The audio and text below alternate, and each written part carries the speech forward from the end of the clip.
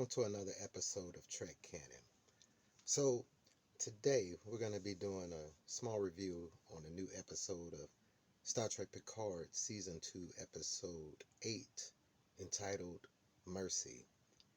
And I look, so there was a lot going on in this episode, and I'm going to try to cover it, but if I hit spoilers, y'all know how I roll. But please be aware that there's going to be spoilers involved in this. I'm going to try to keep the rant to a minimum, all right? And you guys know, every time I include the word rant, you guys probably know how I feel about at least most of the episode. So, this episode picks up, with the flashback, to catch up on, the recap and everything like that, which made me remember, oh yeah, I was feeling a certain kind of way during the last couple of episodes. It was kind of pissing me off. Excuse my Swahili, right? But it started off with the recap, and it put me back into the mindset of, oh man, my problem kid. Please try to redeem yourself, problem kid. So we see a little kid running through the forest, and from for that moment, I'm thinking it's Picard. It's a new venue. I'm like, okay, well, maybe this part of the vineyard is something like that, but we start there, and we're gonna put we're gonna hang a lantern on that, as they used to say in SG1. All right. Now I took some notes and stuff like that, so bear with me if I look down. All right. But we start off where basically the last episode left off. Captain Picard, well, Admiral Picard and Guinan had got picked up by the FBI. All right. And they're in an interrogation room. Now I know, just like many of you who started, who've seen Captain Picard starting to get this interrogation going, the first thing that popped into you guys' mind was, there are four lights. I know it, and I know it did. So don't even try to pretend it didn't, right? But that was the first thing I thought of, and I'm thinking to myself, okay, hold up. This interrogation should be a cakewalk, man. It should be a walk in the park to Picard, man. He didn't endure the actual Cardassian interrogation, you know what I'm saying? So this should be nothing, right? But what really had irked me for a quick moment was how Guinan reacted to this FBI agent. It seemed like what he said to her kind of shook her for a second. And I'm like, hold up, man, Guinan gets shook by something somebody's saying to her? Like, Guinan never get really worried about stuff like that. And Guinan is the ultimate wordsmith, and she's the counselor's counselor. You know what I mean? Like, Guinan's awesome. But again, this particular actress who's playing her, I don't know if she's growing on me or what, but it seems like she's trying to do better at picking up the things that Guinan would say in these mannerisms. And so now they end up separating Picard and Guinan. Now I'm going to be jumping around a little bit because they was jumping around in the episode, but they ended up separating Picard and Guinan, and uh, our FBI agent enters the room, and Guinan gets that feeling that she gets when she's around the Q. And we notice that Q has come into the room. Now, I'm going to stop right here on this particular aspect of the story, and I'm going to come back to that later because, really, but I think there's actually going to probably, oh my God, if they do it right, it might be a sliver of a diamond in this coal rock that is leading to this particular story, in this storyline with Q. But I'm going to get back to that. Now, we see that Ralphie and Seven are tracking down the Borg Queen / Girardi, and we notice that she's attacked this guy. After she left the bar, she attacked him. She killed him. Come to find out, she killed him because she couldn't properly connect with him. She's trying to find a connection, everything, because she's the hive, so she needs a hive. She's looking for a hive mind.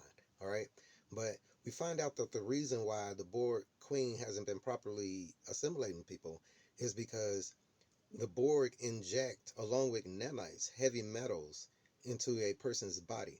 Now, that makes a lot of sense, all right? And I know, oh my God, I'm saying this about something that they said in Picard, but it makes a lot of sense. Because if you look at how the Borg historically assimilated people, where did those materials come from to make those pieces and parts start immediately assimilating the individuals and technology that the Borg implanted? They would need some type of base. They couldn't just immediately start converting the blood into metallic piece, into metal or into those or to whatever it is that the Borg implants are made of. So that was a nice explanation into the assimilation process, and I'm actually glad that they put that in there and actually added something like that to canon. That was pretty good. So that's one of the little small other diamonds in the coal. Now the thing is that she's starting to, I guess, swallow or ingest or absorb lithium ion batteries, okay, which is, I guess, a source of heavy metals. And we see that she's doing this with all these vehicles and everything that's in a straight line. Now, how none of these vehicles had an alarm, well, I guess if the battery's gone, they ain't going to have an alarm. But didn't nobody come out and notice that their car is being, I guess they would have got jacked up, just like Seven did. Look, I'm all for female strength in movies. I'm all for people's strength in movies. Their endurance, the show of their prowess. But Seven got a straight punch to her torso that knocked her about 7 feet back into a dumpster, and she has no implants in her at all, which means she's straight human. She should have at least exploded. Look, she should have at least exploded from a punch like that. Ralphie, her whole neck, her whole larynx, airwaves, all that stuff should have been just crushed from, what was going on with that. But Girardi ends up basically intervening and stopping the queen from killing both of these people. Now, on a side note, Girardi and the queen, I don't like how the queen is coming off as all sassy and they're turning her menacing into something cartoonish, kind of like cartoon villainously. It's like it's almost kind of like a really, especially with what they did to change the established decades of canon that the Borg say when they're about to assimilate you. We are the Borg. Resistance is futile. She gonna come in on. Oh, I'm jumping ahead of myself, but she gonna come in on Adam soon, right? Talking about some, need I basically something along the lines of need I say something about how resistance or something is futile. And I'm like, that's what you gonna say? That's really what you gonna say? And then in another part, she's basically like, what she say? Wait, hold up. I'm gonna tell you what she said because I was like, what? That's what you gonna say? Um, she gonna say something to these group that I'm gonna talk about in a second. So who wanna add their biological and technological distinctiveness to my own? I'm like, really? That's what you gonna say, Borg Queen? One of the most menacing entities in Star Trek canon? Come on, come on. That's not what we finna do. It's not what we finna do. But let me get back to the flow of the episode. So look, Seven mentions that, and I'm finding this interesting. Seven mentions that having the Borg Queen in the past in LA would be just, the Borg, it'd just be ripe for the pick, and the Borg would have this easy run takeover of humanity and all that. And I'm gonna have to say, if the Borg had came down to somewhere like not the United States, I would probably agree. But it's some things that's going on in the past and on Earth that's kind of the Borg kryptonite that's been established all through Borg canon. And I've mentioned this in my videos, especially in the one in my trilogy, Borg versus the Dominion, where I covered both the Borg, the Dominion, and I put them against each other. Now, the kryptonite of the Borg is kinetic weapons, bullets. Bullets don't give a Bullets don't care about your whole adaptation process of the Borg. It don't care nothing about that. Get your gun, 22. Everybody in the United States, the Borg running around will be no different probably than zombies running around. You'll have trucks full of good old boys running around hunting Borg. It'll be bad for the Borg. We'll put it that way. So I don't know why. Well, because she's not from this time period, but trust me, they wouldn't have a problem with the Borg. Now, we go into Adams. storyline with his daughter, and we come to find out that he really has a God complex, which is similar to all of the Sooms. They all have God complexes. All right, they don't design things for the betterment and adding to society or something like that. It's kind of a byproduct of just a very, very, very, very few of their experiments. Most of their experiments are terrible when it comes to how they interact with humanity. Now, if Adam's contribution to the Soon legacy is the eugenics wars, and it kind of is the eugenics program, which led to the eugenics wars, which is kind of what they're seeming like is leading to, then that wasn't a positive contribution at all. If you think about Noonien Soon, yeah, we got data, but we also got lore, okay, which was responsible for the bringing the crystalline entity to destroy at least two worlds in canon that we know of right off the bat. All right, so um, it's the Soon they have problems, and we find out that he thinks of himself as Zeus, the god of gods, and he keeps naming all of his daughters Persephone and Aphrodite and all of these daughters of Zeus and everything like that. So we also find out that Q has basically put himself inside this AI program, so that it will virtual reality program, and gave the daughter this information to where she could find out about her history, how she's in this long line of failed experiments from Adam, and he offered her a vow of freedom, which is basically the actual cure to this ailment, this genetic deficiency she has. Now we go. I want to go to when Guinan was talking to Q, because back inside the interrogation room, and we find out that Q feels he's dying, in which case Guinan's just as surprised as everybody else is. I'm pretty sure who heard something like that. Q, they could kill each other, but just die? No, they're immortal. That's one of the Data even said it. That's one of the tenets of being a Q, immortality. You know what I mean? So Q's not only going crazy, but he's lost most of his powers. He can't teleport, can't snap, do anything like that.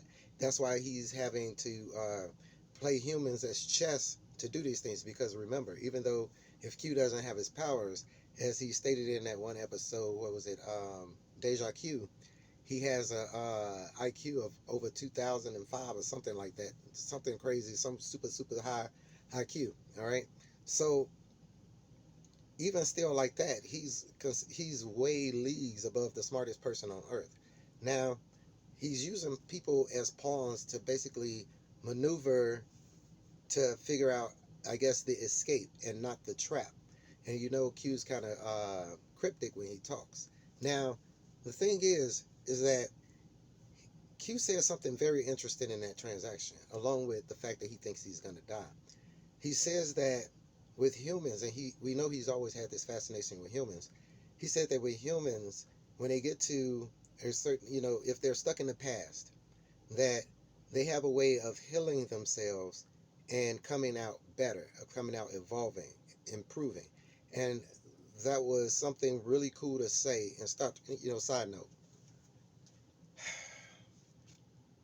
if you remember most episodes of Star Trek, there was always something sci-fi, something science about it. You can always be like, oh, okay, you can talk about the science, you can talk about the theory of something, you can talk about, say, the Dyson sphere, you can talk about how the the early communicators led to the flip phones, you could talk about how the pads led to the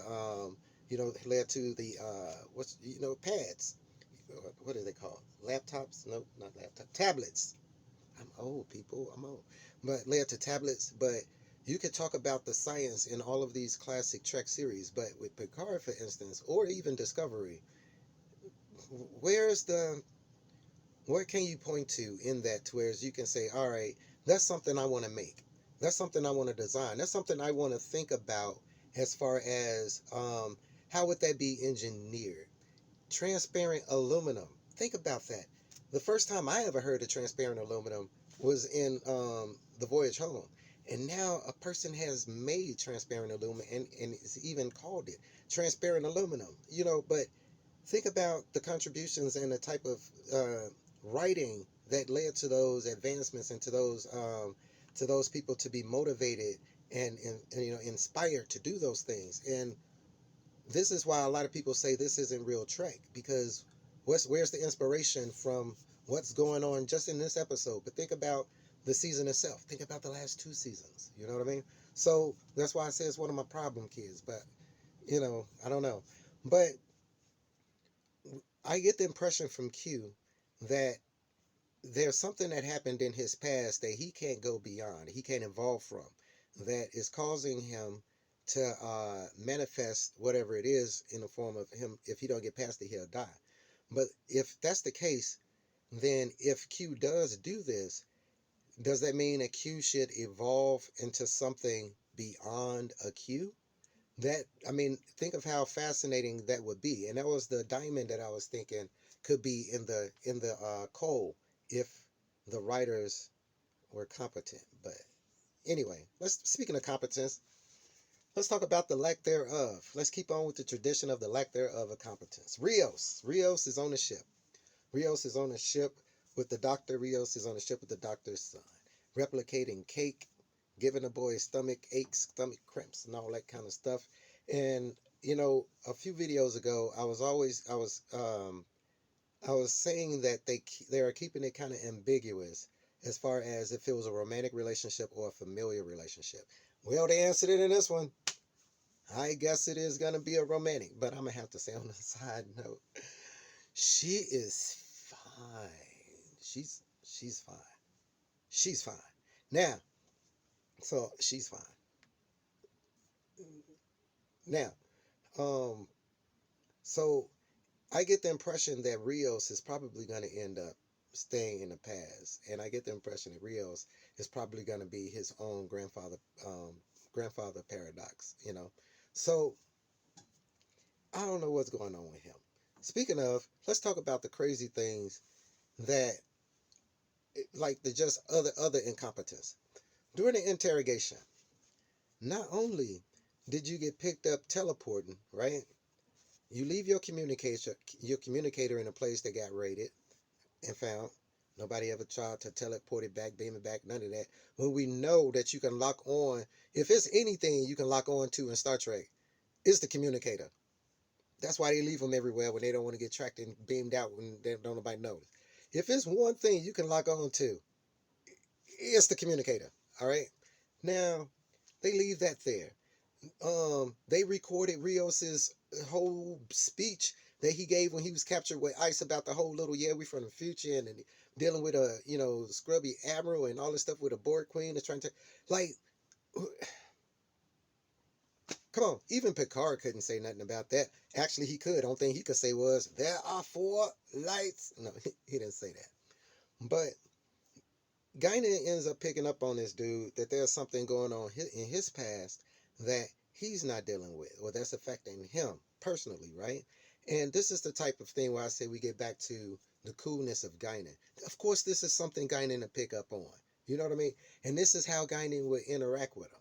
Now, what thing I didn't know Guinan can do, because they decided to do some BS, because if Guinan could do something like this, she would have did it in Time Zero. She would have did it in all kind of countless, all kind of other episodes that she was in when something like this could have came into, like been very useful. Let me tell you what she did.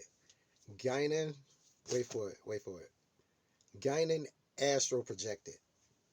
Yes, Guinan astral projected into the into the interrogation room with Picard, to whereas he was the only person who could see her, and dude couldn't, and told him, yeah, man, talk to him about the past and everything like that. There's something going on.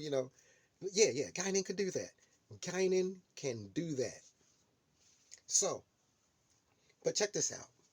So Picard ends up basically making a deal with this dude. You tell me your truth, I'll tell you mine. They decide Charlemagne got it, right? So the dude proceeds to tell him, hey man, I was basically this little kid running around in the forest, and we found out that this FBI agent was this kid in the introduction of the episode, and it wasn't Picard, right? He was this little kid running around, looking for his dog or whatever in the forest at nighttime. I don't know what's up with, European kids being able to run around through forest at nighttime all by themselves, unsupervised by parents and all this kind of stuff. No clue, but that's what happened. So, um, he runs across two Vulcans that's at this river taking samples. Now, the first thing I thought was, are they linking the Vulcans from Enterprise? That story that Paul told about first contact not actually being the first contact that happened between Vulcans and humans. That was in a whole nother state, but it wasn't them. It was a whole nother set of Vulcans, apparently, that was on Earth taking samples and being interested in humans when we know that Vulcans wasn't interested in humans, like that before warp travel, but forget all of that stuff that we call canon. So anyway, um, come to find out, he met some Vulcans. They tried to mind meld with him and erase his memory. It didn't work. All right. And he grew up and he seen them beam away. And he grew up basically joining the FBI in an effort to track down aliens. All right. So he was basically the he was basically the Star Trek's X Files Mulder guy. All right. Now, in the process of all this happening, the guy tells Picard that what's going on, and Picard tells him, "Oh, side note, something I did chuckle. Picard asked him, "Hey man, show me how, show me what this dude did. How he touched you, right?" And so he comes, and he's got this hand coming. And you think he finna, mimic the Vulcan mind meld, and he just straight, um, you know, hand palms Picard's head, right? And but Picard shows him the proper way of what the Vulcan did and explained it to him. And then Picard proceeds to tell him, "Hey man, this is what's going on. This is who I am. La la la." Dude believes him and basically is excited. Like, hey, I'm cool with that. He ends up losing his job because he vouches that well, basically, the footage wasn't good. These guys ain't aliens. I kind of took some people and kidnapped some people, put them in the basement of the FBI thing, lost all these resources on the and I wasn't right. So they ended up firing him. Okay, so Picard and them end up leaving. Now we snap back to Adam Soul and everything like that, and we find out that she ends up confronting him about the experiments. Confronting him, we see that he's a narcissist and crazy as all outdoors, and we see that she could leave. He can't stop her. Also, the board queen, as I said earlier, then ends up finding this dude, and they ends up striking a deal. Adam, we see that he goes out and he gets some mercenaries, which the queen assimilates, or she starts to assimilate, where she gives that little crazy, you know, can he do you want to add your biological distinctive? Oh man, come on. But anyway, so overall, what did I think about this episode? There were some things I left out because, I'm like, you know, it wasn't really a Star Trek episode. There wasn't really too much aspects of Star Trek in it. There were some diamonds, but uh, so I'm gonna just end this here. I don't even know if I'm gonna put maybe some words or something like that in here. But anyway, thank you guys for watching. Please subscribe if you haven't. And as always, peace, recycle, and say the whale. You guys be cool and save the whale, just like it's just one whale. And save the whales. That's what I meant. See, Star Trek messed up my whole vernacular. You guys be cool.